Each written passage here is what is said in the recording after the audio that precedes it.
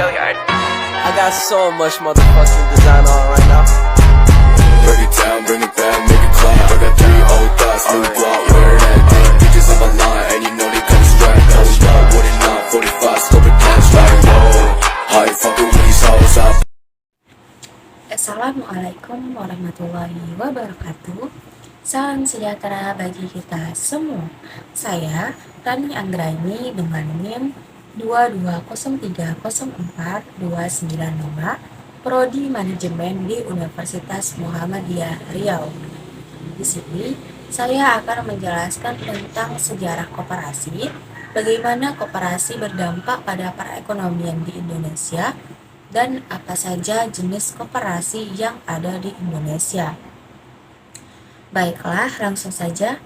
Koperasi adalah badan hukum yang berdasarkan atas asas kekeluargaan yang anggotanya terdiri dari orang perorangan atau badan hukum dengan tujuan mensejahterakan anggotanya.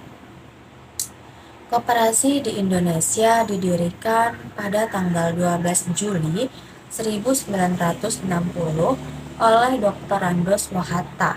Pada waktu itu, beliau menjabat sebagai wakil presiden. Beliau memang ahli ekonomi. Menurut beliau, ekonomi kerajaatanlah yang bisa mensejahterakan rakyat Indonesia. Nah, atas jasanya di bidang koperasi, Dr. Andos Mohatta diangkat menjadi Bapak Koperasi Indonesia. Adapun sejarah koperasi yaitu pada tahun 1908, Budi Otomo mencoba memajukan koperasi rumah tangga, koperasi toko, yang selanjutnya menjadi koperasi konsumsi, yang di dalam perkembangannya kemudian menjadi koperasi batik. Gerakan Budi Otomo pada tahun 1908 dengan dibantu oleh Syarikat Islam, inilah yang melahirkan koperasi pertama kali di Indonesia. Koperasi ini bersamaan dengan lahirnya Gerakan Kebangkitan Nasional. Namun, perkembangan koperasi pada waktu itu kurang memuaskan karena adanya hambatan yang datang dari pemerintah Belanda. Nah, meskipun perkembangan koperasi kurang lancar, pemerintah Belanda tetap khawatir jika koperasi makin tumbuh dan berkembang di kalangan bumi putra. Agar perkembangan koperasi tidak makin meluas, pemerintah Belanda pada tahun 1915 berusaha mengatur kehidupan koperasi dengan suatu undang-undang. Dengan keluarnya Undang-Undang Koperasi di tahun 1927, maka koperasi di Indonesia mulai berkembang dan bangkit lagi. Selain koperasi lama yang dirintis oleh Syarikat Islam, Budi Otomo, Partai Nasional Indonesia, maka bermuncullah koperasi lainnya seperti koperasi kredit, koperasi perikanan, dan koperasi kerajinan. Akan tetapi, koperasi ini mundur lagi karena mendapat saingan berat dari kaum pedagang yang mendapat fasilitas dari pemerintah Belanda. Pada tahun 1933, pemerintah Belanda mengeluarkan lagi peraturan koperasi sebagai pengganti peraturan koperasi tahun 1915. Peraturan baru ini tidak ada bedanya dengan peraturan koperasi tahun 1915. Peraturan ini sama sekali tidak cocok dengan kondisi rakyat Indonesia. Akibatnya, koperasi semakin mundur saja dengan keluarnya peraturan tersebut. Jawatan koperasi pada tahun 1935 dipindahkan dari Departemen Dalam Negeri ke Departemen Ekonomi. Karena banyaknya kegiatan di bidang ekonomi pada waktu itu, dan dirasakannya bahwa koperasi lebih sesuai berada di bawah Departemen Ekonomi. Pada tahun 1937, dibentuklah Koperasi Simpan Pinjam yang diberi bantuan modal oleh pemerintah dengan tugas sebagai koperasi pemberantas hutang rakyat, terutama kaum tani yang tidak lepas dari cengkraman kaum pengijon dan lintah darat. Selanjutnya pada tahun 1939, jawatan koperasi yang berada di bawah Departemen Ekonomi diperluas ruang lingkupnya menjadi Jawatan Koperasi dan Perdagangan Dalam Negeri. Hal ini disebabkan karena koperasi pada waktu itu belum mampu untuk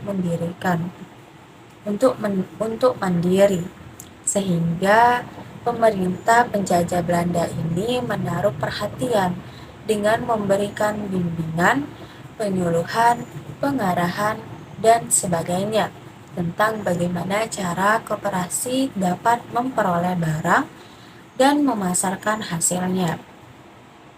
Perhatian yang diberikan oleh pemerintah penjajah tersebut dimaksudkan agar koperasi dapat bangkit dan berkembang serta mampu mengatasi dirinya sendiri. Gerakan koperasi di dunia dimulai pada pertengahan abad 18 dan awal abad 19. Pada saat itu, koperasi masih disebut dengan koperasi pra-industri. Gerakan ini lahir akibat dari revolusi industri yang gagal mewujudkan semboyan kebebasan persamaan kebersamaan. Semboyan tersebut dianggap gagal karena revolusi industri tidak membawa perubahan terhadap kondisi ekonomi rakyat. Pada tahun 1896, Raden Arya Wirya Atmaja yang saat itu menjadi Patih Purwokerto tergerak untuk mendirikan koperasi kredit yang bertujuan untuk membantu rakyat yang terlilit hutang dengan cara memberikan kredit. Namun demikian, koperasi-koperasi yang pernah diperjuangkan tersebut mengalami kegagalan karena banyak kendala. Berbagai upaya dilakukan untuk memberikan edukasi agar rakyat Indonesia memiliki kesabaran yang tinggi terhadap pentingnya koperasi. Nah, koperasi berdampak pada perekonomian di Indonesia, yaitu dapat mengembangkan kegiatan usaha masyarakat, meningkatkan pendapatan anggota, mengurangi tingkat pengangguran, meningkatkan taraf hidup masyarakat, membangun tatanan perekonomian nasional. Selanjutnya, jenis-jenis koperasi yaitu ada 3, apa-apa saja. Yang pertama, koperasi produksi, koperasi konsumsi, dan koperasi simpan pinjam. Selanjutnya yaitu pemahaman terkait UMKM, bagaimana UMKM berdampak pada perekonomian Indonesia, bagaimana geliat UMKM pasca pandemi, dan bagaimana Kemenparekraf mendukung UMKM saat ini. UMKM adalah usaha produktif yang memiliki perorangan maupun badan usaha yang telah memenuhi kriteria sebagai usaha mikro. UMKM berdampak pada perekonomian Indonesia, yaitu dapat meratakan tingkat perekonomian masyarakat, membuka lapangan pekerjaan, membantu peningkatan devisa negara. Pasca pandemi COVID telah membawa banyak perubahan dari berbagai macam aspek, termasuk krisis ekonomi yang berdampak terhadap kelangsungan usaha mikro, kecil, dan menengah. Dampak dari sulitnya berusaha mengakibatkan banyaknya tenaga kerja yang terpaksa dirumahkan.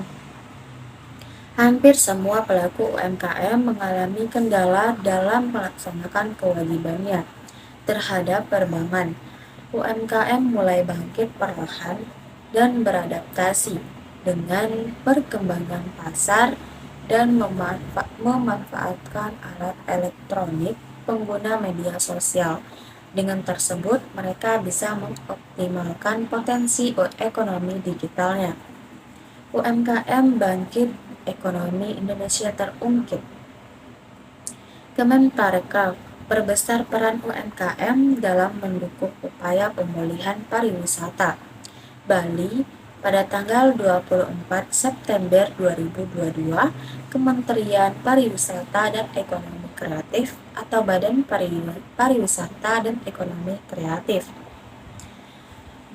berupaya memperbesar peran aktif pelaku usaha mikro, kecil, dan menengah atau UMKM dalam mendukung upaya pemulihan pariwisata melalui peningkatan kompetensi dan keahlian berinovasi, beradaptasi, dan berkolaborasi.